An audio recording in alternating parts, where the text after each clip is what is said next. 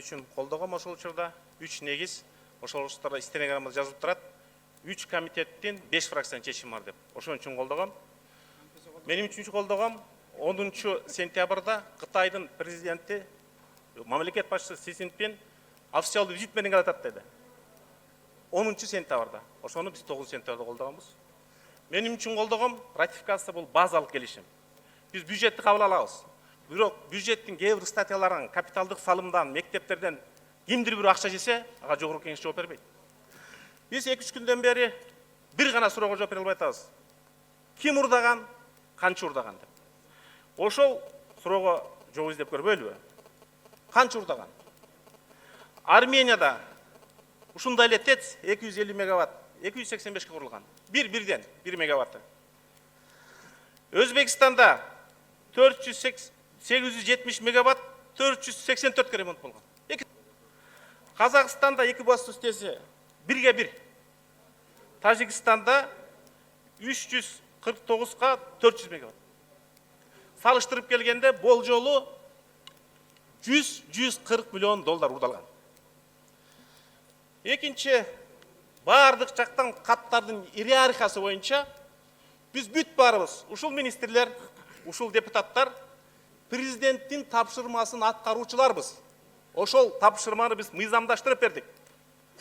Сапар Исаков айтып атат, мен катты маалымат иретин жазгам деп. Ята карашып бар президенттик администрация иштеген. Катты ким жазса ошол визиондарды. Президент жазып атпайбы? Согласен, прошу организовать работу. Аткаргыла деп атпайбы? Ошондо баасы бычылган, ошондо баасы чечилген, биз баасы ошонун аткаруучуларыбыз. Ал жоопкерчиликтен катышыбыз керек. Эми экинчи эң чоң суроо, мен комиссиянын мүчөлөрүнө рахмат айткым келет. Дыкат иштешти. Экинчи парламент болуп келгени 2,5 жылда. Өзүм бүгүн биринчи жолу саясий жоопкерчиликти мойнуна алып, саясий мүнөзүн, саясий эркин көрсөтүп атат. Биз элбиз, журтпуз, мамлекетпиз. Бирок мамлекеттин түпкүлүктүү баалуулуктарына доо кеткенде биз ушундай жооп беришибиз керек. Мындан кийин кандай каталарды кайталашыбыз керек? Коррупцияга күмөн санагандар жооп бериш керек. Ким урдаган? Мен күмөн оюмду гана айтам. Биринчиден ушу жерде отурган депутаттардан, министрлерден 8 жыл бою ТБА менен кездешкен бир гана адам отурат. Бул Сапар Исаков.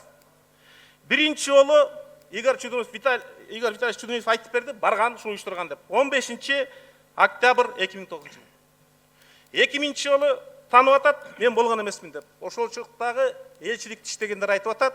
Саринин, Максим Бакиевдин протоколдук кызматынын башчысы катары 12 январда 10 жылы Сапар Исаков барган деп. Эң негизги идея катты Сапар Исаков жазат. Урматтуу депутаттар, криминалистиканын законунда байланыш, жеке жолуу деген эң маанилүү нерсе. Биякта мыкты юристтер отурат. Биз ким урдады деп атабыз? Бир гана адам ТБАдын жана Кытайдын соода өкүлчүлүгүнүн өкүлү менен 15 жолу жолуккан. Мен бирөө пропустан заказ бердим. Кимге кирген деп? Президентке кирген эмес, спикерге кирген эмес, депутатка кирген эмес. 2013-төн 2017-ге чейин Сапар Исаковка ТБАдын негизги куратору, Кытайдын соода өкүлү Цин Юлюн Сен Хуэ Суньян 10 жолу. Андан кийин ал кеткенден кийинки өкүлү Чан Су Лин Цо 8 жолу кирген.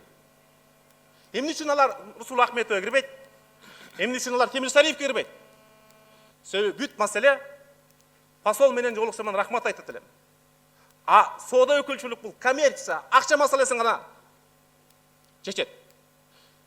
Текебаев февралдан сентябрга чейин 6 айлык сотто Маевский менен бир жолу кезиккенби деген маселени коюлду. Жарым жарты далилдеген жок, ал акча маселеси чыккан жок.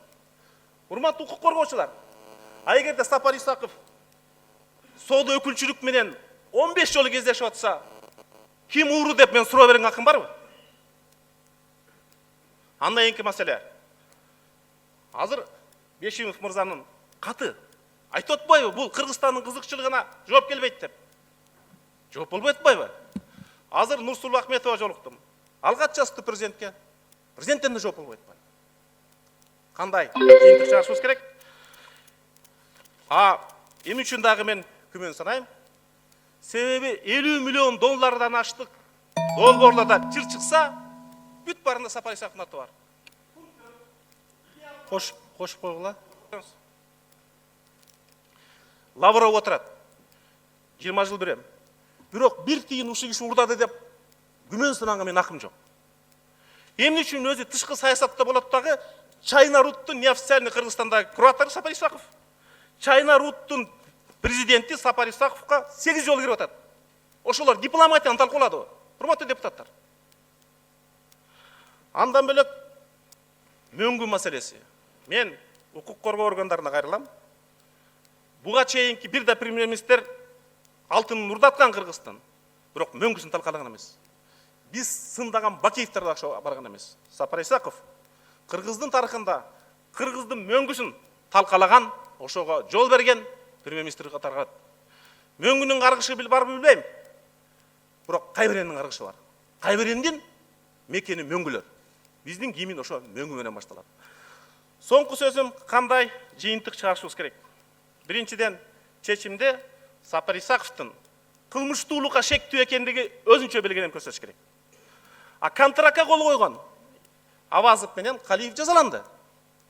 Негизги шектүү эмне жазаланбайт? Экинчиден, баарыбыздын күнөөбүз. Бизде эл аралык келишимдер өкмөт тарабынан гана демилген эле, бир да депутат өзгөртүү киргизгенге акысы жок.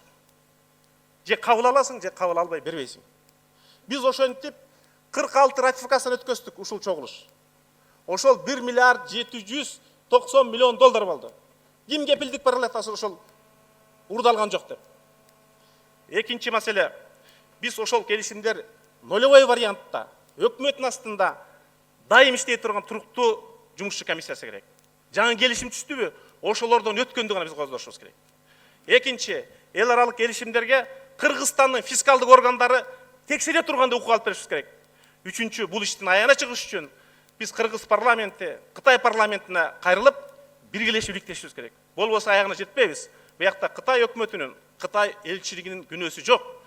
Орто Азиядан эң аз кредит алган биз. Аны эң көп желип кеткен да Кыргызстан. Бул уят бөлөк мамлекеттердин астында.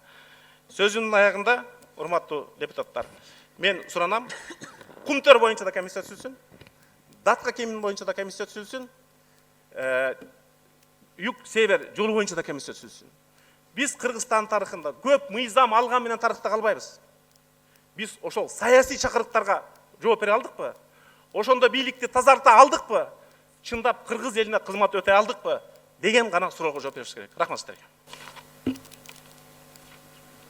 Рахмат. Сапар Жумакадырович, сөзүздө. Урматтуу, мага да бир аз убакыт берип койсоңуздар, ушунча сөз айтылды. Урматтуу Каныбек Капашевич, урматтуу депутаттар, урматтуу кыргыз эли. Мен эми Каныбек Капашевичтин айткан ар бир сөзүнө жооп берейин. Биринчиден, Каныбек Капашев айтып атат, могу запискада, жазылган записка, Нурсулу Ахметова экөөбүз кол койгон запискада биз ошол компанияны так көрсөтүп, лоббировать этип атабыз деген сөздү айтып атат. Анан даже сумманы айтып атат. Бул жерде эч кандай сумма жок. Биз негизги өзүбүздүн милдетибизди аткарып, президенттин атына маалымат кат жазып атабыз. Катта так жазылып атат. Мына мен ушул жерде дагы бир жолу окуп берейин. 13 мая текущего года в отделе внешней политики аппарата президента состоялась встреча с торговым представителем КНР в КР Цзинь Юйлунь, в ходе которой китайская сторона сообщала о возможности ведения переговоров по снижению предлагаемой компанией тебе стоимости проекта. Бул жерде бааны момундай болуп атат, же лоббировать этип атабыз деп мен айткан жокмун да. Бул жерде биз жазып атабыз. Торгпред бизге эмне сөздү айтып атат. Мен ал сөздү президентке жеткирип атам. Бул биринчи. Анан Каныбек Капаш, сиз унутпаңыз, биздин жумушубуз эң негизги ошо тышкы саясат бөлүмүнүн жумушу.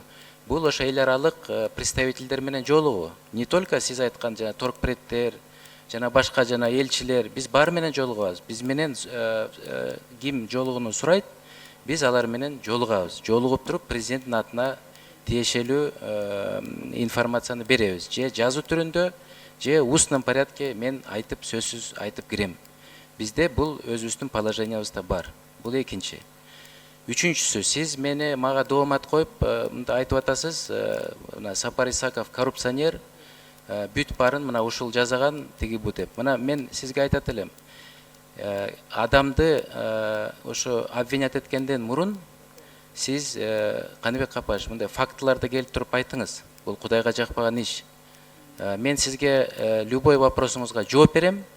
Мен мына өзүм эч качан коррупцияга малынган эмес, мен малынбайм. Бул менин культурам өзүмдүн. Ошондуктан мына биякта күч органдары бар, тергөө иштери жүрүп атат. Пожалуйста, тергөөнү жүргүзсүн. Мен ар бир суроого жооп бергенге даярмын. Ар бир суроого жооп бергенге даярмын. Анан сиз менин мындай обвинять этем эткенден укуңуз жок. Мен ар бир сиздин айткан обвиненияңызды четке кагам. Бул нерсе туура эмес. Кат жазганда маалымат катары президент ознакомлен, спасибо деп жазат. Тааныштым, рахмат деп маалыматка. Бул маалымат кат эмес, сунуш кат болот атпайбы? Президент кол коет атпайбы? Согласен. Силер айткан сунушка макулмун. Прошу организовать работу деп. Кантип ушуну таанып атасыз? Бул биринчиден. Ушул жакта уточнение кылып коеюн. Ал жерде согласен, прошу деп эметкен жок. Ал жерде мына Осмонбек Мамилжанович азыр подтверждение берер, ал жерде жазылып турат. Прошу рассмотреть деп жазылып турат. Ошо записканын үстүнө. Прошу рассмотреть деп турат. Прошу организовать. Мына депутаттар көрүп койсун. Экинчи. Каныбек Капаш, давайте мындай акыйкат бололу да. Прошу рассмотреть деп турат. Суроо берели. Осмонбек Мамилжанович, сиз айтып коесузбу? Президент кандай кол койду? Кандай резолюция кол койду? Биринчи, сиздердин запискаңыздардын үстүнө Министерство энергетики, Катуураак айтып коесузбу? Министерство энергетикага, АО электр станцияга ушуну карап сунуш бергиле деп биринчи виза келет президенттен. Ошол записканында эмне деп жазылып турат? Запискада ошол ТИБИ менен жолуккан маселе айтылып атат. Ошол жердеги техникалык параметрлер айтылып турат. Мен ошону карап туруп айтып атам, ошо записканы. Анан ошол жерде 390 миллион доллар болуп атат деп баа жөнүндө сөз болуп атат. Ал жерде баа жок. Жок, бар. Осмонбек Мамилжанович, биздин запискада баа жок. Негизден баа бар. Берки 390 деп жазылып турат, баа турат. Андан сырткары ушул жерде жазып атасыздар. Эми мен кагаз жөнүндө айтышым керек да. Кагазда жазылып турат. Ушул Министерство энергетикага тапшырма бериңиздер.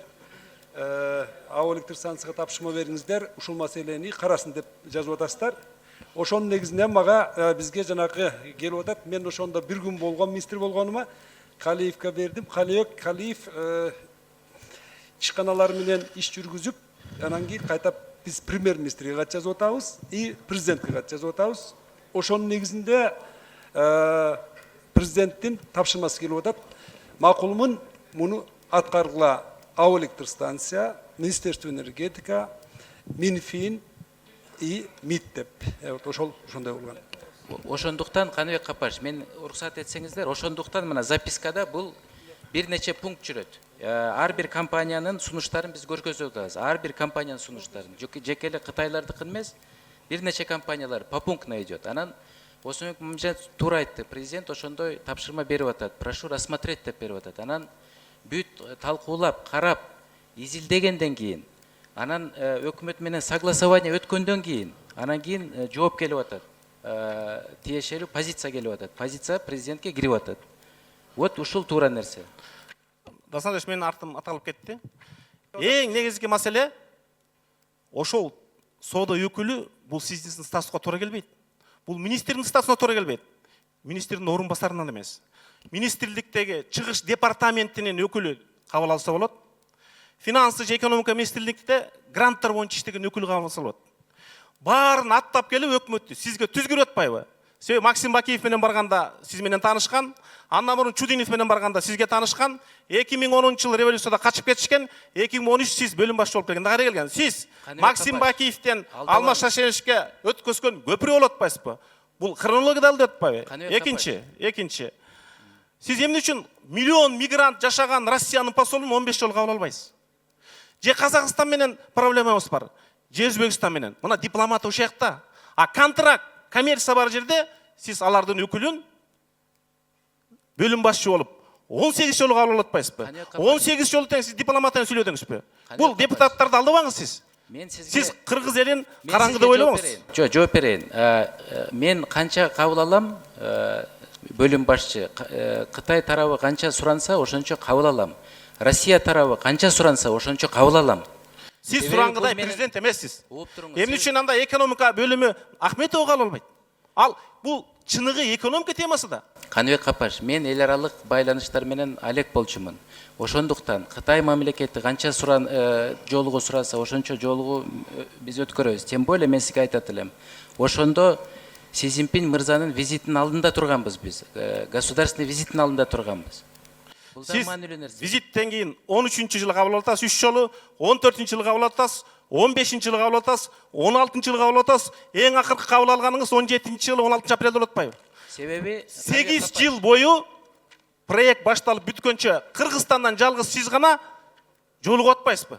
Кимден күмөн салаш керек анда? Себеби ар бир кабыл алуунун өзүнүн себеби бар. Бир маселе менен келет, маселени коет, маселени биз президентке жеткиребиз. А мен эмне үчүн кабыл албайм? Кабыл алышым керек мен. Сиздин статус, соода өкүлүнүн статусу эки бөлөк. Аякта Кандай чоң кабыл? акча жаткандык үчүн кабыл алып атасыз.